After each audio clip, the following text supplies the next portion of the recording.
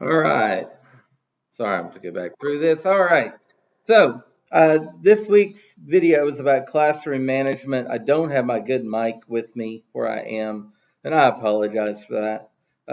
If I sound very thin, it just can't be helped. So again, this is a series for pre-service and new teachers to just get somebody who's done this for a while, their perspective on these things. Again, there's a lot of grounded research on this. I am giving you just advice from a practitioner's point of view that comes from a lot of experience. First of all, let's talk about what classroom management is. It is a teacher's ability to run a smooth classroom with high expectations and set procedures. So that's what classroom management is. It's not about disciplining your kids. It's not about yelling at them. It's not about any of that. It's about how smooth does your class run. If you thought of it in a different context, if you were a fast food manager, it would be how's your restaurant management? How smoothly do things run in your restaurant? You can take it to any context you want, but you've got a structure and you've got people in it, and you are setting the tone and setting up the procedures for things to run smoothly in that space with those people. So I'm going to talk to you about the four cornerstones of classroom management to me. And honestly, most school systems now have a behavior intervention system, a positive behavior intervention system. So no matter, you need to follow that no matter what it is, whether you like it or don't. But I will tell you the four that matter no matter what system you're in are organization, engagement, respect, and consistency. And so we're going to talk about those.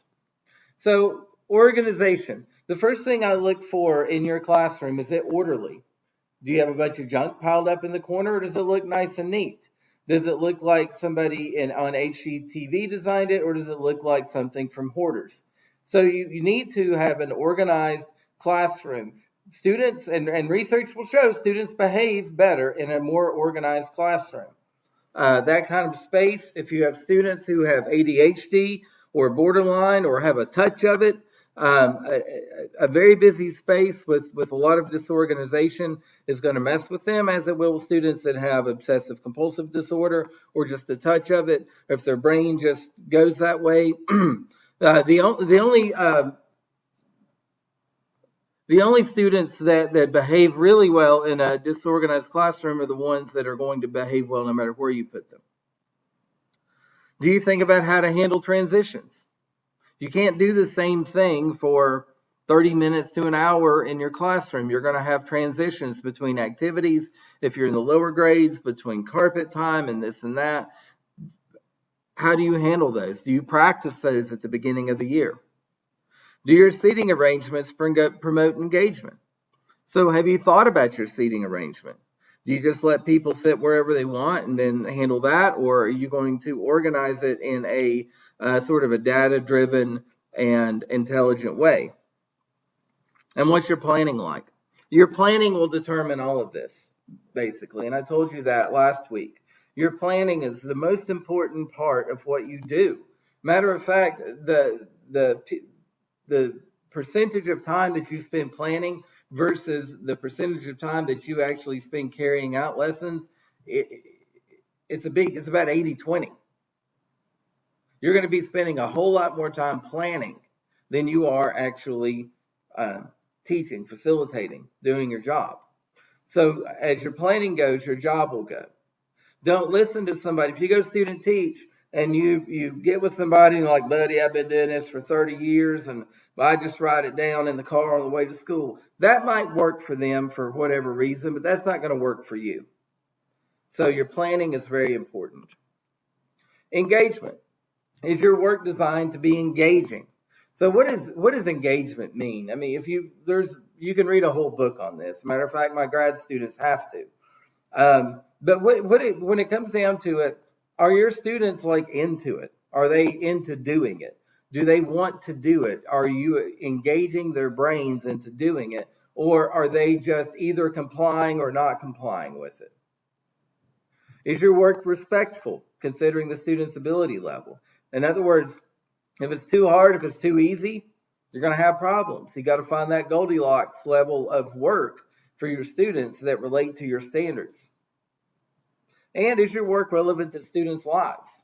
You should always be making an effort. And if you look in the rubric, the team rubric that Tennessee evaluates their teachers, there's like 3 or 4 different sections where it talks about making your work relevant to students' lives. If you can't show them the relevance of it, then you don't understand it deeply enough yet. And you need to go and relearn and research and find out how it is relevant. If you're the teacher that walks into the room and say, yeah, y'all ain't never going to use this, you've done them a disservice, because everything we learn builds a whole person, a whole literate, educated person. It is relevant to them one way or the other, and it has nothing to do with what their career path is. So if you don't know how it's relevant, then that's on you. You've got to figure it out, and you've got to highlight that to help engage them. Respect. You will not be given respect just because you're the teacher. Let me say that again. Students are not going to respect you just because you're the teacher. Some will, but all of them certainly won't. You give respect to get respect. Do you greet your students at the door? You don't have to be that crazy teacher with the 50 handshakes. You don't need to do that. But greeting them at the door, hey, Johnny, how are you? Susie, how was your weekend? Freddie, how was your ball game? Greta, how was your ball game? Those types of things, greeting your students at the door, make a big difference. Are you kind to all students? Oh, and just a point of reference, the reason I surveyed you at the beginning of the school year, so I would have a point of reference with you. Like there was one student whose 2 favorite video games are Fallout 4 and Skyrim. Well, those are my 2 favorite video games. So now I've got a point of reference with that student. If we were face to face, that would be something I could talk about or send a meme about or whatever, just to bolster my relationship with that student. I want to trust them and I want them to trust me. And the foundation of all relationships is trust. Are you kind to all students? Kind, even the student on their meanest day, you should always be kind. If you're always kind to students, first of all, you're always modeling for your students. You're a role model for them, whether you like it or not, because you're an adult and they aren't. So being kind is important. Do you make an effort to get to know them? Do you attend your students' performances, athletic events, exhibitions, etc.? You have no idea, especially with older students, but younger ones too, how much that means to them. That you came to their ball game. And you're like, dude, you did such a great job. I saw you get that single there. That was really cool. Or, hey, I was at your ball game, Susie, and man, you were such a good center. Like you block out well, and I saw you don't have to like have the lingo down, but just to let them know that you were there and appreciated their effort is there's something to be said for that. You can also use that later to say, hey, I see how hard you worked at basketball. Let's work that hard at biology. Do you avoid showing favoritism? I've got bad news for you. You're going to have your favorite students and you're going to have your least favorite students. The reason I know this is because all of you to whom I am speaking are human. People with multiple children have their favorite children. Think about that. It's unavoidable. But there's a difference between having favorites and showing favoritism. So if you let one kid get away with murder and then you bust one kid for like breathing the wrong way, then you're doing it wrong. And that builds distrust, and that builds like a wobble in your room that you'll never get back because other people see it and they don't know if they're a sheep or a goat yet. So they're just going to assume that they're a goat and think that you're against them. And finally, consistency. Do you have clear consequences? Like if you introduce your classroom rules at the beginning of the year, and later I'm going to say don't have too many, do you have clear consequences for violating those rules? And then do you avoid setting precedents that you wouldn't want to live with later? So in a classroom, if you do something to one student for a specific thing, then you're going to have to do that to every other student for that specific thing. So make sure you're willing to live with for the rest of the school year something that you have as a precedent you have set. And finally, do you handle your discipline in-house or do you send it to the office? And I'm going to tell you right now, I would make it your goal in your classroom that you are not going to send students to the office unless it is absolutely necessary. If you handle your discipline in-house, then you are the leader. You are in charge. If you send it to the office, then you are nothing more than a middleman. You're a middle manager. You can't handle your classroom. Parents won't respect it. And honestly, if you send enough to the office, then they all of a sudden, they're not surprised. If you're the teacher that never sends a kid to the office and all of a sudden you do, they're like, whoa, dude, you must have done something really bad to get sent down here. And so it'll be taken more seriously. I see a lot of teachers that complain, well, I send kids to the office, but nothing ever happens to them. And you go and look, and it's because they've sent like a stack of disciplinary referrals like 5 inches high. That teacher needs an intervention. They need somebody to help them with their classroom management if they're sending that many disciplinary referrals, or something needs to be done. So unless it is serious, don't send it to the office. You are the first line in charge. You're the one that needs to call the parent if you need to call the parent. You're the one that needs to talk to the kid after class if the kid needs talked to after the class. Don't abdicate your responsibility and don't outsource this part of your job.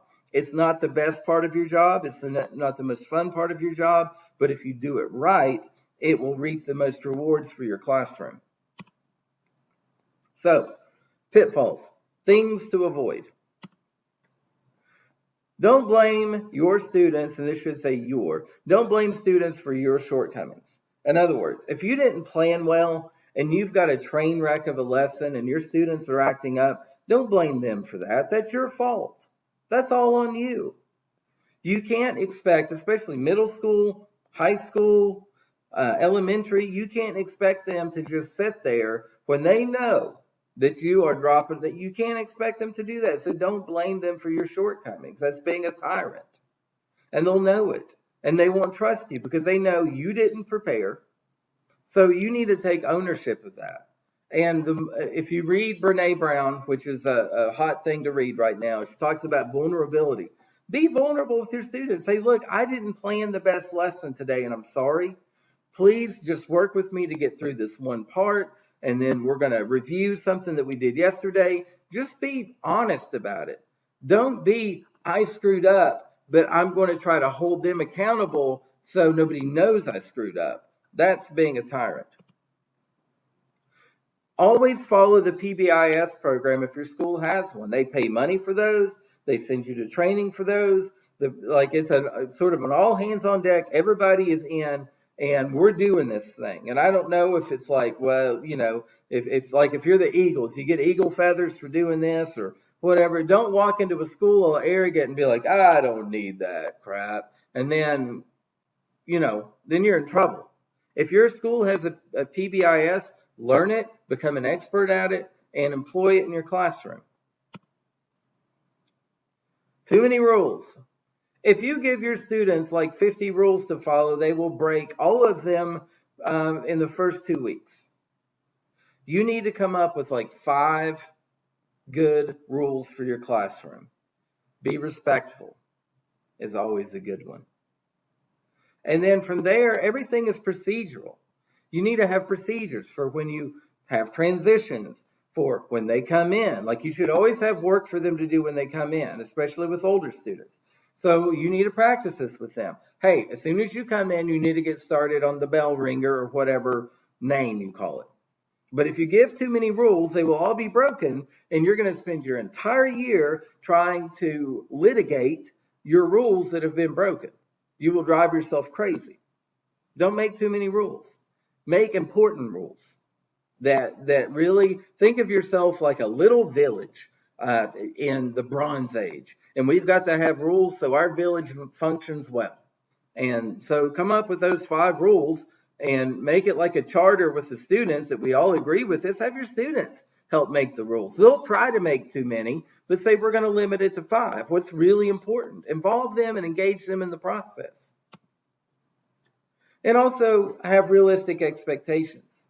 If you have middle school students, they're going to, they are just going. Think about what's going on in their brain. First of all, their frontal lobe is underdeveloped. Most of them are going through puberty, which means that they have a lot of hormones coursing through their veins. So, lots of hormones. I need to do something. Underdeveloped frontal lobe, my decision making process is flawed. They're going to make mistakes. So have realistic expectations for them and hold them to those expectations, but don't make them unrealistic. Don't say you're going to come in here and sit in rows and be completely quiet for 90 minutes. That's A, bad teaching, and then B, unrealistic. Don't ever disrespect a student. The minute you disrespect a student, you've probably lost them forever. Is it that serious? Yes, it's that serious. It's hard to come back from that. Particularly students that don't trust adults in the first place, that come from, maybe some bad home lives, and you don't know what anybody's going through. I don't care how much you talk to the counselor. I don't care how much you read in their file. You don't know what they're going through on a day-to-day basis. There's no need to ever disrespect a student, to call them a name, to be mean to them. There's no reason to. You will not earn their respect. You will not discipline well. You will just create more problems for yourself. Don't raise your voice too often for too little. I want to say don't ever raise your voice, but that's going to happen. Sometimes you just have to cut through noise, even if it's not even like being mean. You're like, hey, we're going on to the next thing here in a few minutes, when they're doing group work. But if you raise your voice too often for too little, it loses its intended effect. I used to say to people, if you kick your dog in the ribs every time you come home from work and it's on the porch, what's your dog expect? To get kicked in the ribs. So if you kick your dog in the ribs for eating the other dog's food, the dog's just expecting to get kicked in the ribs because that's what it thinks you do. So if you are constantly yelling, constantly raising your voice for nothing, then it's not going to have any effect when you actually do need to raise it. Don't intimidate students. In other words, it's good to use proximity to solve a discipline issue. It's good to just, instead of calling people out by name, just walk over close to them and they'll usually stop talking. Just like if you have kids on computers and one kid is doing something they're not supposed to, just go stand behind them for a few minutes. They'll quit. And then every time you start over there, they're going to be thinking about, oh man, I'm going to get busted doing this. But don't intimidate students. Don't ever use your physical size or your position to intimidate them. That's not a good feeling. That brings up negative emotions. And you don't want your students associating negative things with you. And again, don't send students to the office over minor things. Don't abdicate that responsibility. Don't give away your power. Don't take yourself from their governor to just some minor bureaucrat who basically is a functionary that sends things to the office. And that's what you do. You're no longer somebody with power. You're no longer somebody in charge. You're no longer somebody to be respected. You're just a lackey for the office. And then after a semester goes by and you've sent 1 million kids to the office doesn't respect you either. And they don't take your referral seriously. And then they're looking at what's wrong with this person. So try to handle as much as you can in your own classroom. So what you will develop over time, if you follow my advice, there is a secret sauce to classroom management that cannot be taught or learned. It's just something that you have to develop. And I will tell you, it took me about 3 to 5 years to develop all of these things to where I felt like I had them.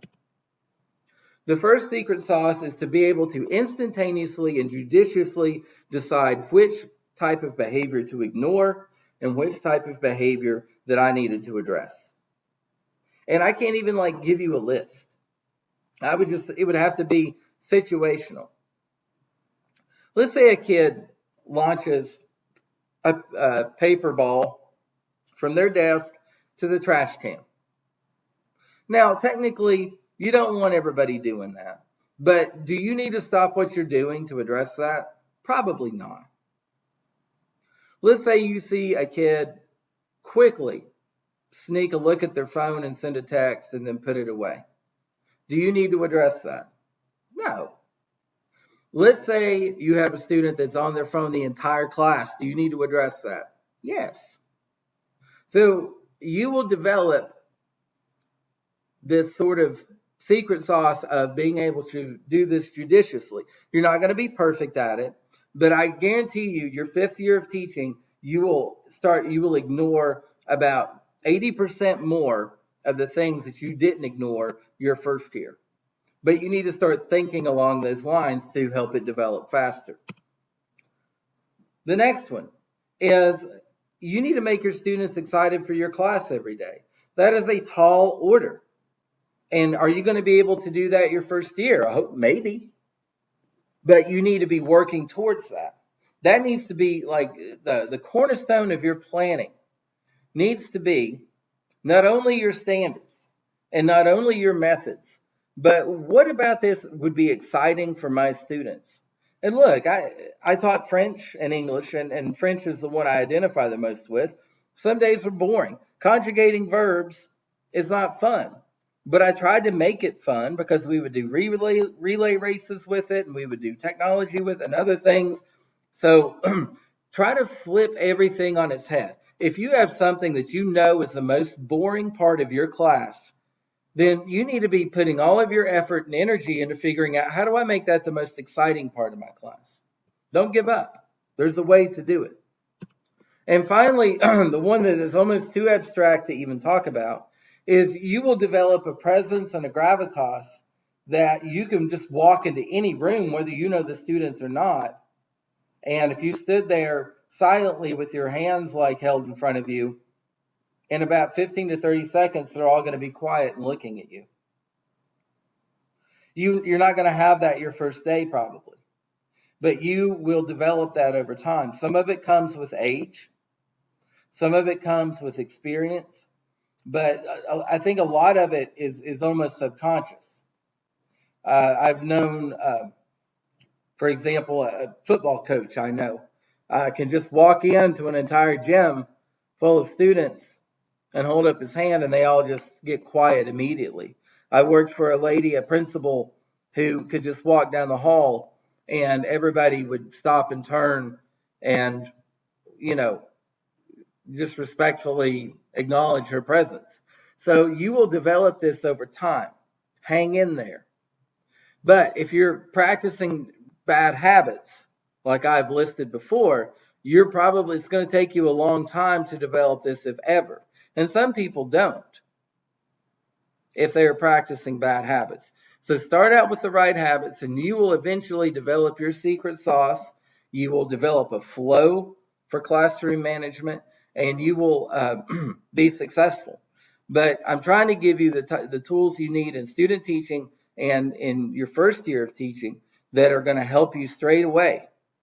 And then you need to start looking for ways to develop the secret sauce as you go, and just be mindful of it. That's all for tonight.